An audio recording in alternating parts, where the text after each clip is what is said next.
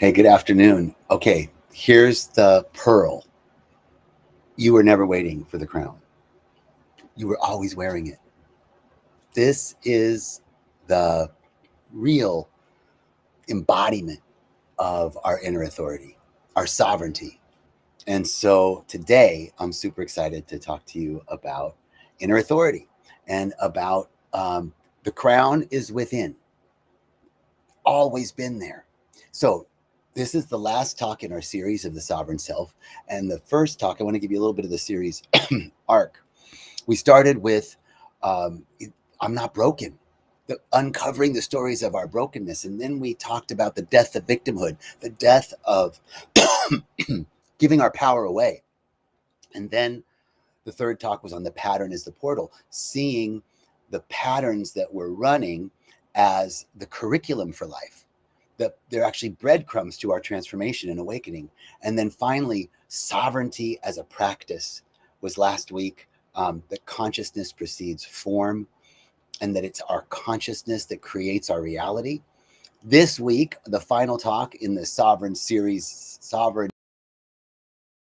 series, alliteration, I love it, is really about embodiment as remembrance, that the crown has always been here. We've always been wearing it. We weren't waiting for it. We weren't asking for permission for it. It was always there. It's been waiting for us to acknowledge our own divinity, our own king and queenship, our own sovereignty. So I really love this topic, and it's so profound. And in the center of it all is this idea of authority, of soul authority, spiritual authority, the inner authority. And soul authority, inner authority, it means that we're living in alignment with our inner compass. How do we get in alignment with our inner compass? Rythmia is a great place to do that. You know, when rythmia, we have what's called a soul merger. So once you see the patterns, once you can see the patterns and feel where they came from, then you can merge back to a state of wholeness. That state of wholeness isn't obscured by the voices of fear, doubt, lack, worry, limitation, not enoughness. I'm not safe. I don't belong. I'm not lovable. I'm not worthy. It's not obscured by those voices.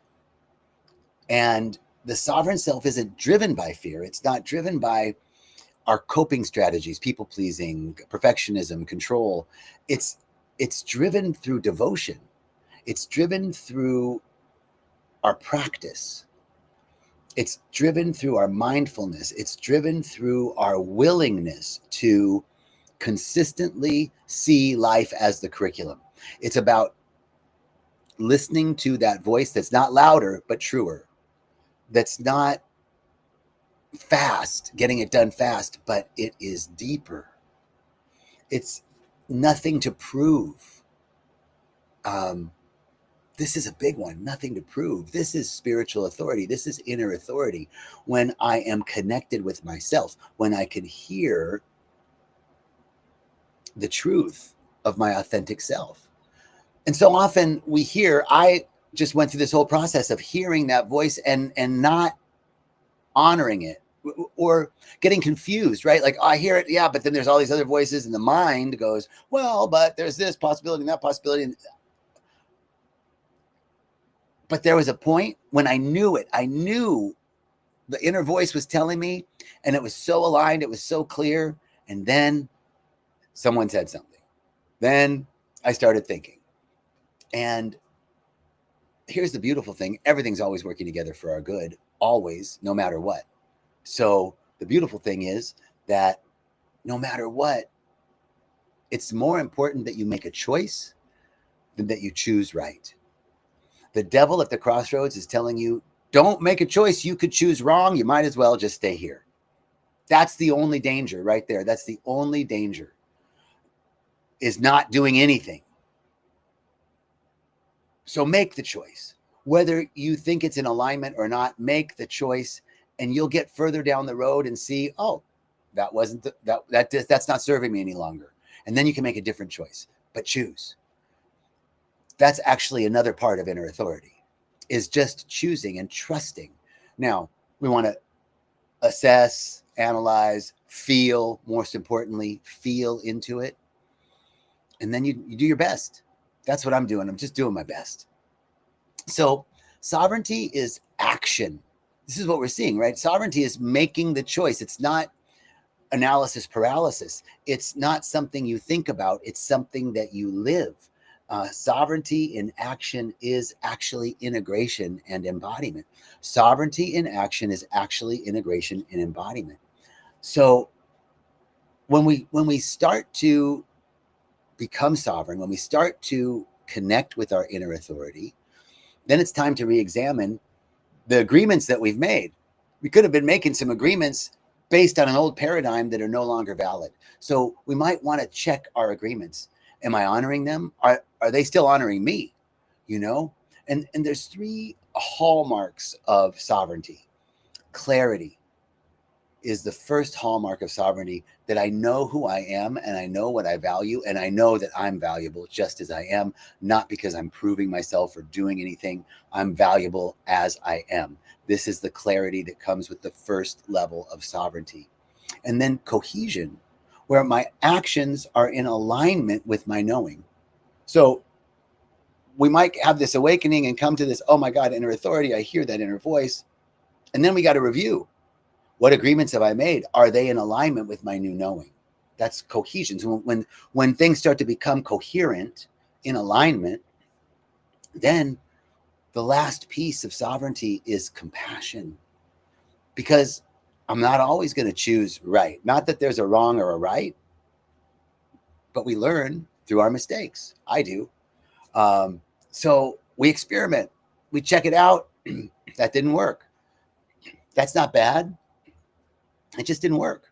So I can have compassion for myself that I chose, that I actually took a step forward, that I actually took action. And that action might not have panned out. That's okay. Can I be compassionate towards myself? Can I be, and this is part of the inner knowing, that it's easy to be compassionate or to be in alignment when everything's going right. But when things aren't going right, that's when we really have to lean into our inner authority. We have to really lean into our knowing that who we are, what I value is not given to me through external circumstances and conditions. It's not given to me through a person or a title. It's from within.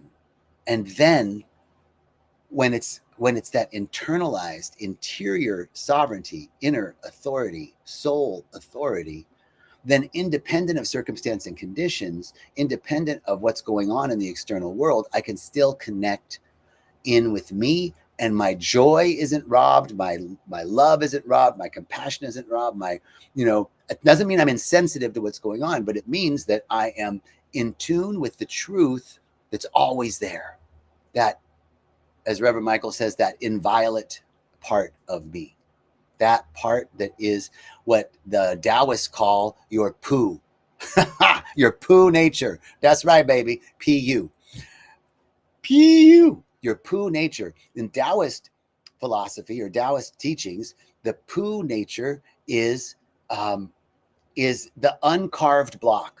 That part of you that is solid and has never been carved, never been hurt, never been harmed, never been endangered. That part of you that got covered up by the experience and vicissitudes of life. That's that part that's underneath all the crap, all the grit and grime from the journey. That's your poo nature. That's your true authority. That's your inner compass. And that's where the crown is within. The crown is within. You have not been waiting for it. You've been wearing it the whole time. It's just waiting for your acceptance. There's a great line in a lot of New Thought teaching that my acceptance makes it real and opens the space for creation to rush in. We have to accept. How many times in life have people been offering to do things for you or for me, and I couldn't accept it? No, I got it. I don't want to impose. No, I can do it. No. Thank you, so kind. But there's somebody, the universe is trying to bestow a blessing upon me, and I'm rejecting it. The blessing's always there, but I'm rejecting it. Same with your crown. always been there. We've been rejecting it. No, that can't be me. No, I'm not that. No, no, no, no, no, no. I'm worthless. I'm stupid. I'm not smart. I'm whatever it is. The crown's always been there. I just have to accept my divinity, accept my sovereignty, accept that I'm a king and you're a king or a queen or whatever, or both. Maybe you're not non-binary sovereign. I don't know, but you're just sovereign. This is the crown within. Remembering that the crown is a metaphor for our inner authority, our wholeness, our divinity, and that's not something you earn. That's not something you chase. That's not something to be granted to you. That is something that is your birthright by consciousness. Now, we talked last week about consciousness precedes form. So it's your birthright by consciousness. However, you only have a right to that which you can hold in consciousness. So if I'm holding that I'm broken, if I'm holding that I'm not enough, if I'm holding that there's something wrong with me, I don't deserve the crown. It's not going anywhere. I'm just not accepting it. It's just like I'm rejecting it. But when I can accept my birthright and hold in consciousness that I am a king, that you're a king, that you're a queen, that we're sovereign, I can hold that, then by right of consciousness, I deserve everything that I can hold in my consciousness. It is the consciousness of the observer that creates the reality. It is the consciousness of the observer that changes the potentiality into a form, that takes that which was in the realm of infinite potential and infinite possibility and brings it into the realm of the material world, that makes it real. I have to accept it. I have to accept my divinity. I have to accept my crown, baby. By right of consciousness. Now, the world may forget. You may have forgotten because of the world, but now it's time to remember. Now it's time to recall. Now it's time to recollect, all that we have forgotten, our absolute authority. And this isn't about domination. It's not about superiority or inferiority or even equality. This is about your radiance. Your radiance, your radiance. This is about your brilliance. It's about what's shining forth from within. It's not something that dominates. It's not something that has to be superior to. It's something that knows from within, I'm the king. And I'm incomparable, as Reverend Michael teaches. I'm incomparable. And me being incomparable doesn't take away from you being incomparable, because there's no comparison. I'm without comparison. There's never been another me, won't be in the future, never has been. Incomparable. That's my crown. That's your crown. It's not here to dominate. It's not here to be superior. It's here to remember that I'm the sovereign of my own domain, not of your domain, of my domain. And what happens in a king's domain or a queen's domain, what the king or the queen say, that happens. That's what happens in the queen's domain or in the king's domain. I say it and it happens. You want to live in that world? I want to live in that world. I'm living in that world.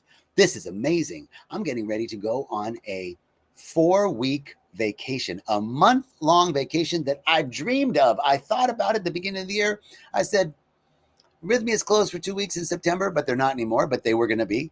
So why don't I take the 2 weeks that they're closed and add 2 weeks on, and I'll take a month. I did. And then everything got planned. I invited some friends. Hey, you want to join me for this part of this trip? You want to join me for that part? Yeah. People said, oh, then they planned it. They planned the trip. I'm just showing up to my vacation. This is amazing. So that's an example of I spoke it and it happened effortlessly. This is the world of sovereignty. This is the world of wearing your crown and accepting your crown, accepting the divinity within, accepting that you are the sovereign of your domain. And that what happens in your world is because you want it to, because you spoke it into existence. Now, there is a little bit of this that's talking that, that seems a little bit like totally individualistic. And I want to say we are the power. We have the power. We are not victims. We're creators, not creatures. at the same time, it is important that we realize that we're in relationship to the world at large. And there are other energies in the world, other powers in the world, other kings and queens in the world. And now I get to be in relationship with them and to realize that it's my relationship to the other powers around me, whether it's the king or queen that's my neighbor or my brother or my sister, or whether it's the king or queen that's the tree outside my door or the mountain outside my window. They're all sovereign, or the ocean just down the street. Powerful beings, powerful spirits, powerful entities of which I get to be in relationship with. And when I'm in relationship with them, not against them, but in relationship with them, I get to share their power. I get to, and it's not about humility, it's about respect. You know, we have this sense of humility that meek shall inherit the earth is a myth. The respectful shall inherit the earth. I respect the earth. I respect the mountain. I respect the ocean. I respect you. I respect me. This is the way that we stand in relationship, and we are in relationship to everything, and we are connected to everything. Therefore, I have to acknowledge this beautiful planet that gave me the food that I just ate for lunch. That I didn't create that food. I did, but I didn't. It came from something, you know. I created my life where I'm receiving, but that food that I created came from something. I got to acknowledge that. I've got to be in relationship with and acknowledge and be respectful of how I depend on other energies to create. So this is the part of remembering what was never lost. Remembering your poo nature, remembering the divinity, the crown of divinity that you have always worn and have never had to ask permission for. It is only waiting for your acceptance. So today, are you ready to accept your divinity? Are you ready to accept your crown? Are you ready to remember who you are? Are you ready to walk in alignment with your soul? Are you ready to honor the divine within you? Just let that sit for a moment.